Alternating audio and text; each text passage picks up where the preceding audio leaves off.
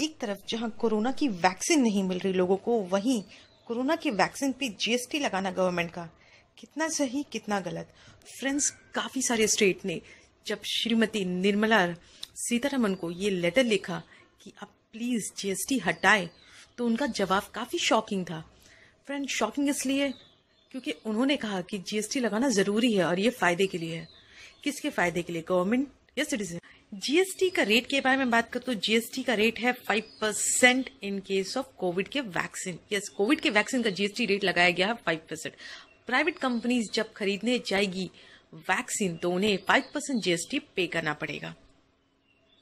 ये 5% जीएसटी जो जाएगा वो गवर्नमेंट के पास जाएगा।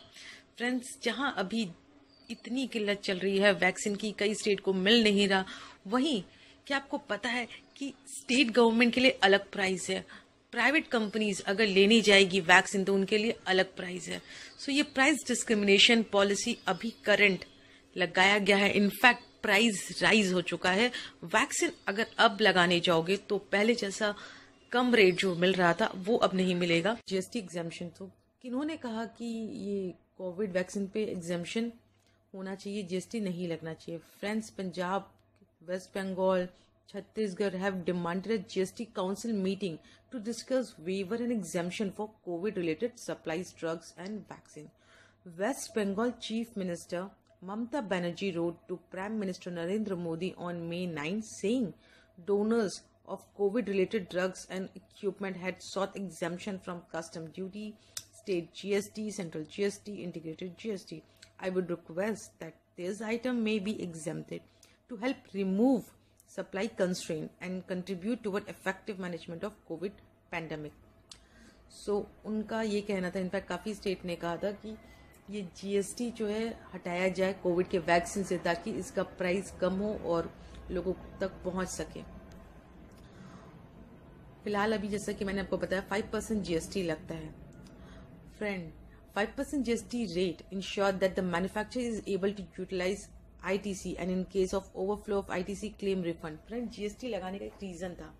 जीएसटी लगाने का ये रीजन था कि जीएसटी का जो सिस्टम है, जो ये प्रोसेस है, जो ये बनाया गया है, इसमें ये है कि अगर फाइनल चीज एग्जेम्प्टेड होता नहीं, फाइनल प्रोडक्ट एग्जेम्प्टेड होता है, कोई टैक्स नहीं लगता, तो आपने इनिशियली जो भी रॉ मटेरियल जो भी यूज किया था, जितना टैक्स पेमेंट किया था उसको बनाने में, उसका क्रेडिट आपको फाइनल पे नहीं मिलेगा। और अगर आपका प्रोडक्ट पे जीएसटी लगा हुआ रहे तो क्या आप क्रेडिट ले सकते हो? सपोज आपने कोई चीज बनाया, उसमें आप सपोज 100 रुपीज प्राइस है, उसके अंदर आपका 20 रुपीज इनपुट टैक्स लगा हुआ, यानी अपने टैक्स वैक्स पेमेंट करके आपका टोटल प्राइस बना था 100 रुपीज। जब आप बेचने गए तो उस पर मान लीजिए 105 रुपीज हुआ, 5 रुपीज एक्स्ट्रा टैक्स। एग्जाम्पल ले रहे हैं हम लोग, एग्जाम्पल से समझ रहे हैं कि क्या होता है।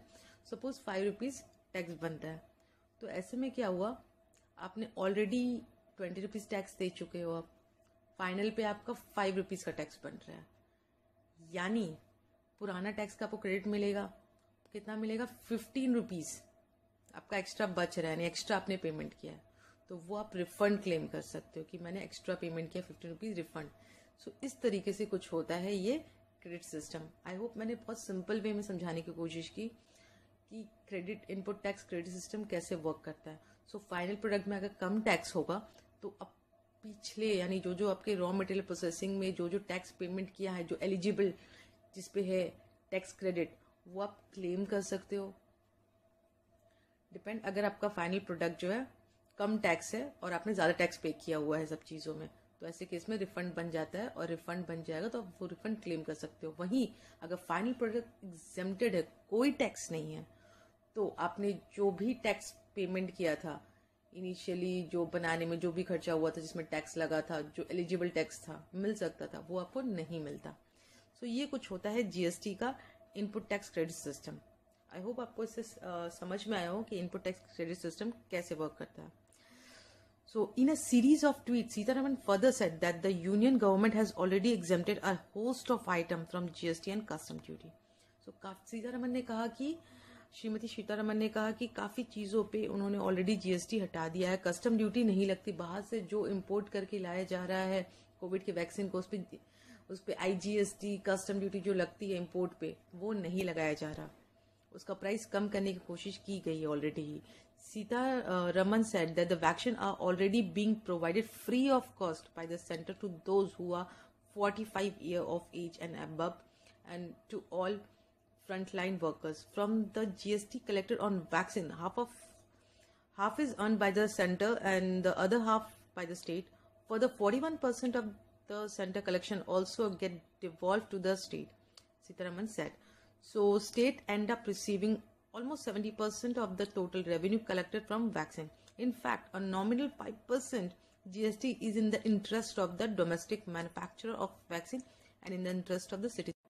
In fact, जो nominal charges 5% GST लगाया गया है वो हित में है ये डोमेस्टिक जो बना रहे हैं कोविड के वैक्सीन मैन्युफैक्चरर उनके और सिटीजन को फ़ायदा होगा और जो कंपनी बना रही है वैक्सीन उनको भी फ़ायदा होगा।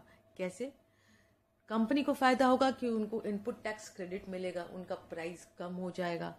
सिटीजन को फ़ायदा होगा, कम प्राइस हो जाएगा तो बेहतर तरीके से वो लोग सब तक पहुंचेगा वैक्सीन। सो इस वे में ये सब काम होगा।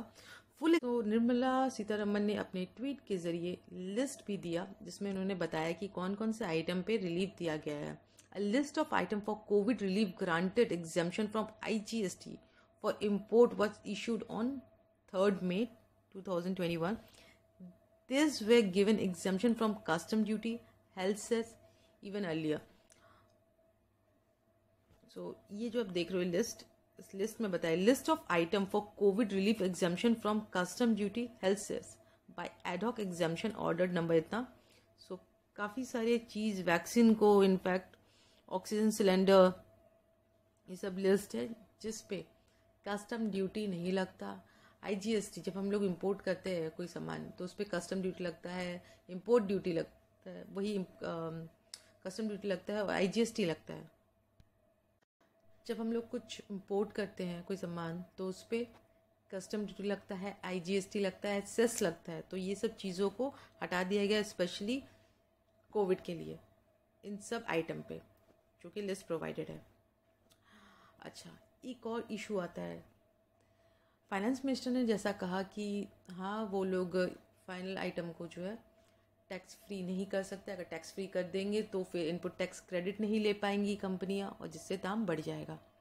सही है, पर कुछ टैक्स एक्सपर्ट का ये भी कहना है कि ठीक है अगर आप एग्जेम्प्टेड नहीं कर सकते तो आप ज़ीरो रेटेड कर दीजिए।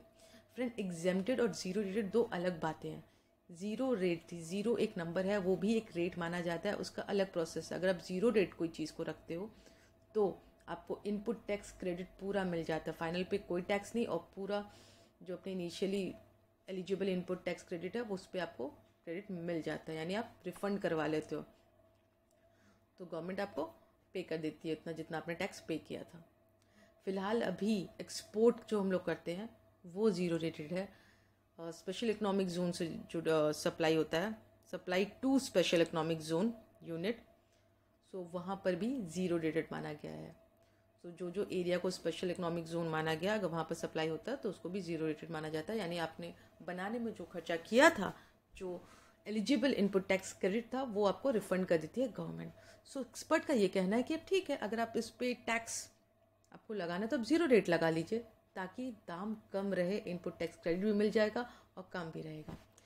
हालांकि अभी तक इस चीज़ का जवाब जो फाइनेंस मिनिस्टर है उन्होंने नहीं दिया है। लेट्स सी आगे क्या होता है। तो this is CS Manisha. I hope आपको समझ में आया हो ये जो इशू था वैक्सीन का GST से रिलेटेड क्या था, क्या परसेंटेज ऑफ रेट है, that is I told you कि 5% GST लगता है वैक्सीन के ऊपर। साथ में जो फाइनेंस मिनिस्टर ने बताया हमें कि क्यों उन्होंने 5% का रेट लगाया ताकि इनपुट टैक्स क्रेडिट मिल सके। जो फाइनेंस मिनिस्टर ने ये भी बताया कि अगर वो उस पर एग्जेम्प्ट करेंगी, अगर कोई टैक्स नहीं लगाएंगी, एग्जेम्प्टेड रखेंगी, तो फिर कंपनीज इनपुट टैक्स क्रेडिट नहीं ले पाएगी, दाम बढ़ जाएगा। सो दाम को कंट्रोल करने के लिए, प्राइस को कंट्रोल करने के लिए ये किया गया है कि 5% का नॉमिनल चार्जेस लगाया गया है, और जो ये चार्जेस लगाया गया है वो सेंटर गवर्नमेंट के पास जाता है और स्टेट गवर्नमेंट के पास शेयर होता है। सो स्टिल अगर कोई इशू है तो कमेंट बॉक्स में ज़रूर लिखिएगा, मैं कोशिश करूँगी उन सबका जवाब देने का। Thank you, bye bye.